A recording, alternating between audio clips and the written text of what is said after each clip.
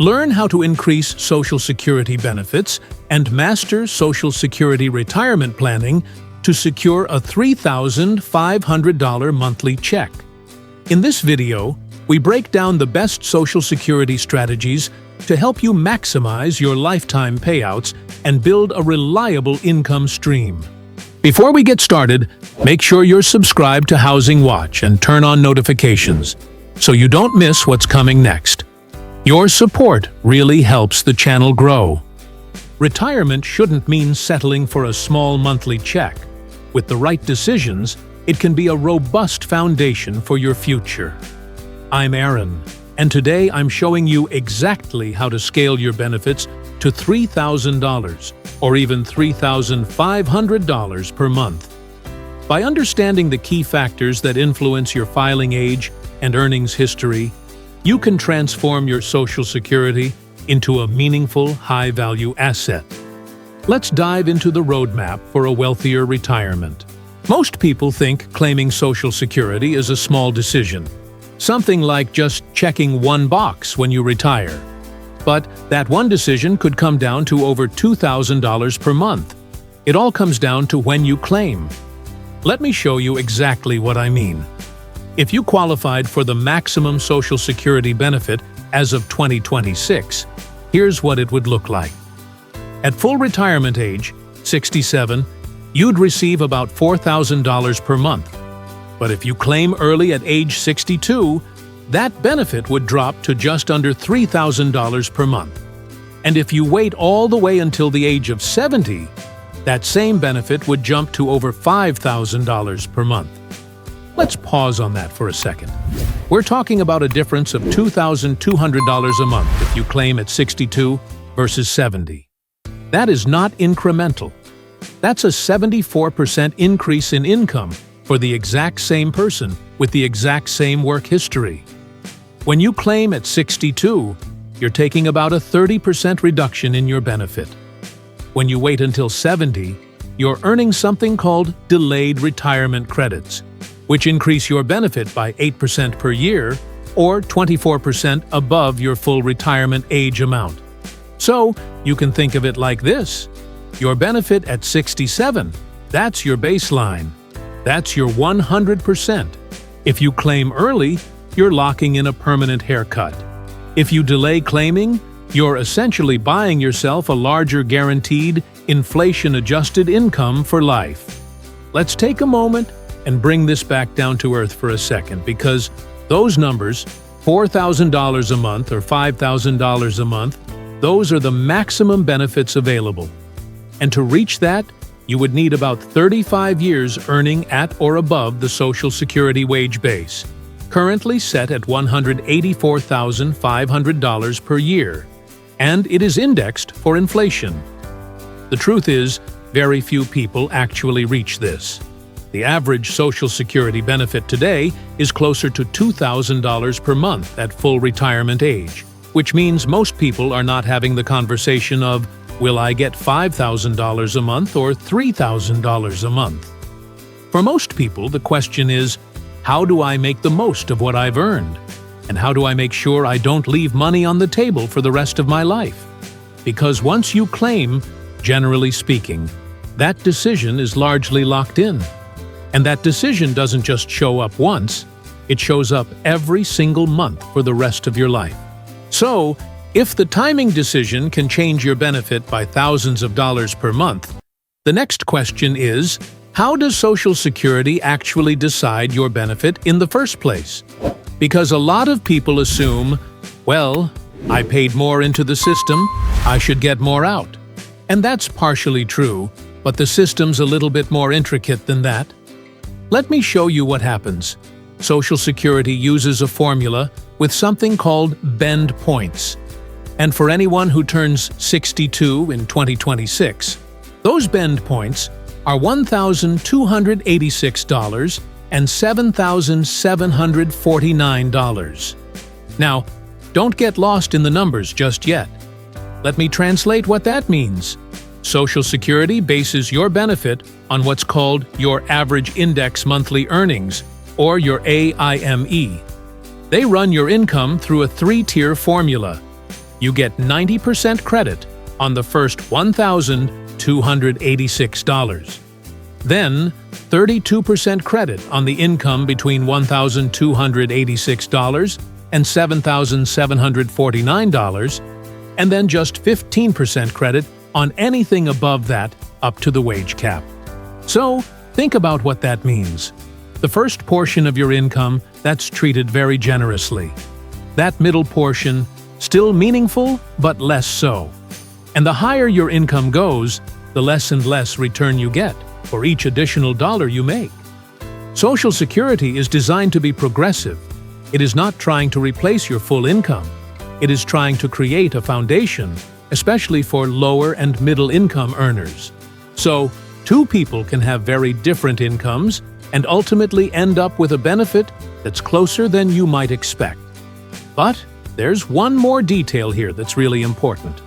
These bend points are based on the year you turn 62, not when you claim. So, if you turn 62 in 2026, you're locked into the formula with these bend points. If you wait until 70 to claim, those numbers don't change, which means your benefit is really determined in two separate steps. Number 1, the formula based on when you turn 62, and 2, the timing decision when you actually claim. And once you separate those two, it's easier to see that the system is not linear, and perhaps benefits don't increase in the way that most people expect. So now that we understand how the formula works, let's focus on what really matters and what we all want to know. What will my benefit look like based on my income? How much will I get? So if your income was $50,000, $75,000, or $100,000 a year, what would your benefit look like? To walk through this, I'm going to use the 2026 bend points, a simplified version of using your income divided by 12 to give us the average index monthly earnings, or the AIME, a full retirement age of 67, and then adjusting for claiming early at 62 or delayed claiming at age 70. First and foremost, we have to take our various incomes and convert them into average index monthly earnings. So looking at the various incomes here, we have $50,000, $75,000, $100,000, $125,000, and $150,000 a year. Here's what the monthly income would be based on those annual incomes. Now, let's translate this to actual Social Security benefits. We'll take those incomes, plug them into the Social Security bend point formula, and we'll get what the Social Security benefit would be at various income levels and various claiming ages.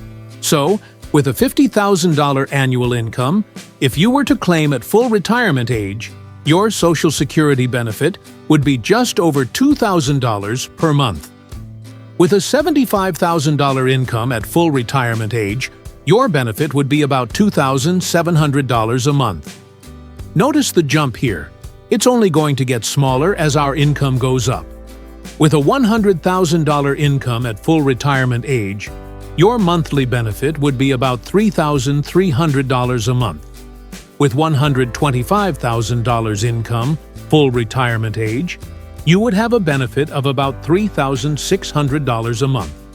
And with $150,000 income as an average lifetime annual income, your monthly benefit would be just shy of $4,000 a month. Now, this is where things start to get interesting, because these numbers tell so many different stories. We have a lot of pieces of information here. First and foremost, the system slows down as your income rises. If you look at the jump from a $50,000 to a $75,000 income at full retirement age, your benefit increases about $667 per month. But going from $125,000 to $150,000 income, it only increases by about $300 per month. So you're earning significantly more, but you're getting less incremental benefit. This is how the formula works. Once you get past that second bend point, you're only getting 15% credit on each additional dollar earned. Number 2, the ceiling hits sooner than you might think. By the time you've reached an income of $100,000, you've already worked your way into the 15% bracket. You're approaching the upper bounds of the system. That's why somebody who's earning an income of $150,000 a year really isn't that far off from the maximum benefit. Timing matters more as income increases. Now, let's look at timing, because this is kind of interesting. At a $150,000 income at age 62, the benefit is just shy of $2,800 a month. At age 70, it would be about $4,900 a month. That's a difference of over $2,100 per month. And this is why Social Security is so powerful. That is a larger, guaranteed paycheck for life. And that is why so many people call it longevity insurance. But it doesn't hit everyone at all incomes in the same way. Let's go back to the $50,000 income. At age 62, the monthly benefit would be about $1,400. At age 70, the monthly benefit would be just shy of $2,600.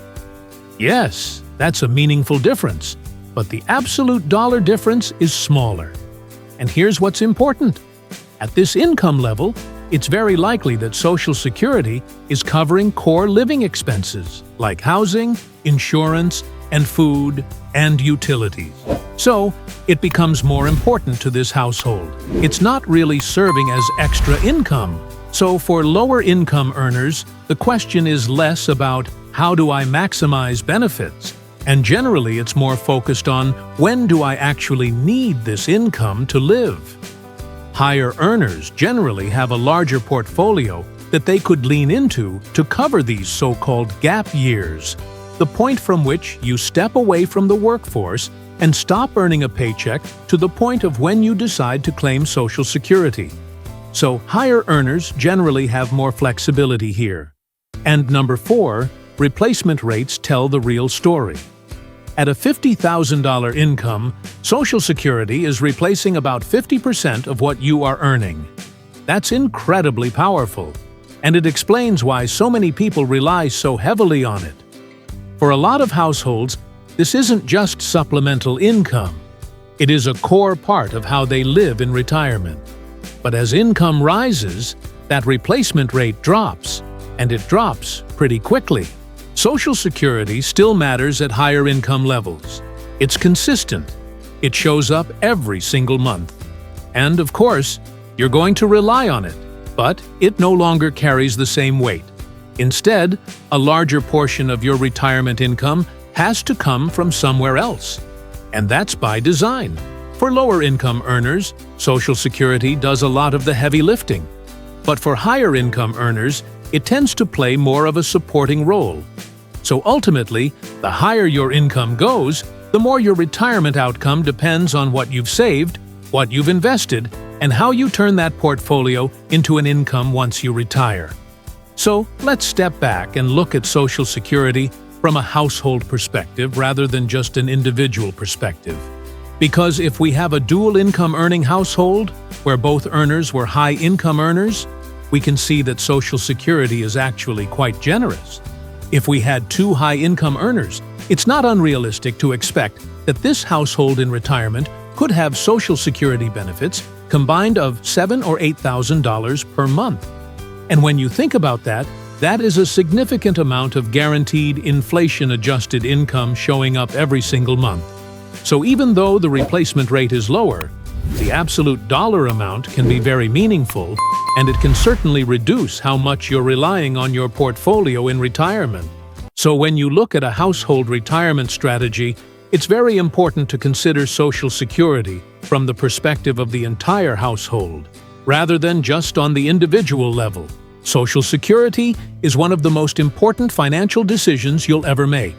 It's really about how the system calculates your ultimate benefit, how your income ultimately leads to that outcome, and how that benefit fits into your overall financial life.